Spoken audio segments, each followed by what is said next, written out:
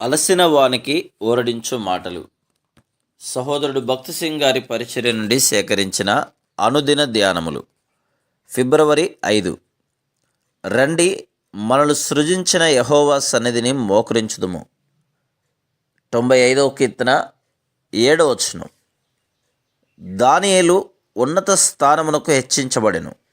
అతని శత్రువులు అతనికి విరోధముగా ఉన్నను, దేవుడు అతనిని ఉన్నత పదవికి హెచ్చించెను. శత్రువు కార్యమును బట్టి నిరాశ చెందకుము. ప్రభువు నిన్ను హెచ్చించుటకు అదే పరిస్థితులను వాడును. శత్రువు నిన్ను క్రిందికి పడద్రోయుటకు ప్రయత్నించును.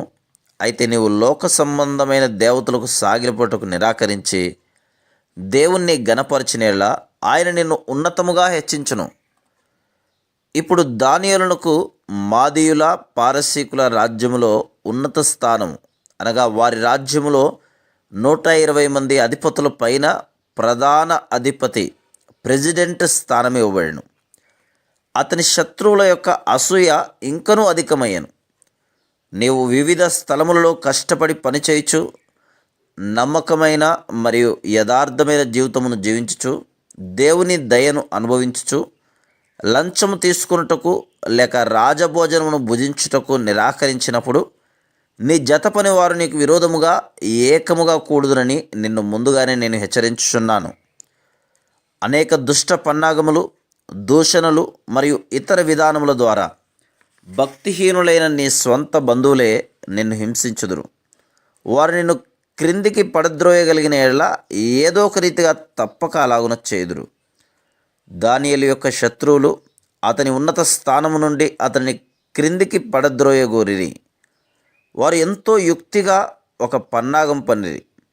అయితే దానియేలు దినమునకు 3 మారు ప్రార్థించుచుండెను.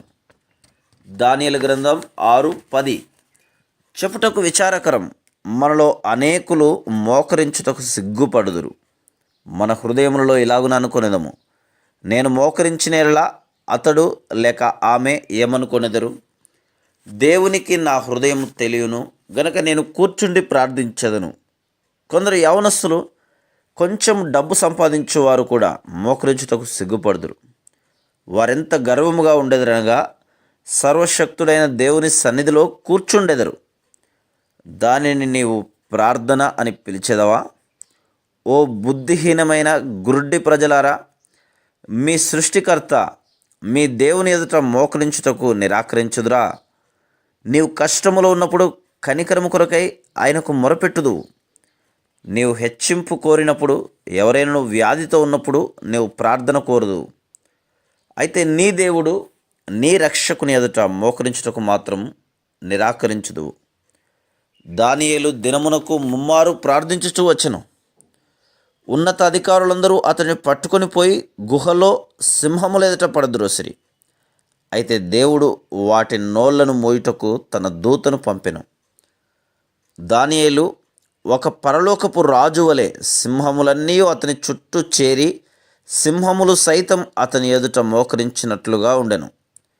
నీ ఎదుట అపవిత్రాత్మలన్నీ సాగిలపడును. ఇప్పుడు నీవు లోకము ఎదుట సాగిలపడటకు నిరాకరించినలా ఈ లోకంలో మనుషులు నిన్ను అపహసింపవచ్చును. అయితే ఒక దినం వచ్చును, అప్పుడు అపవిత్రాత్మలన్నీ నీ ఎదుట సాగిలపడును. Praise the lord.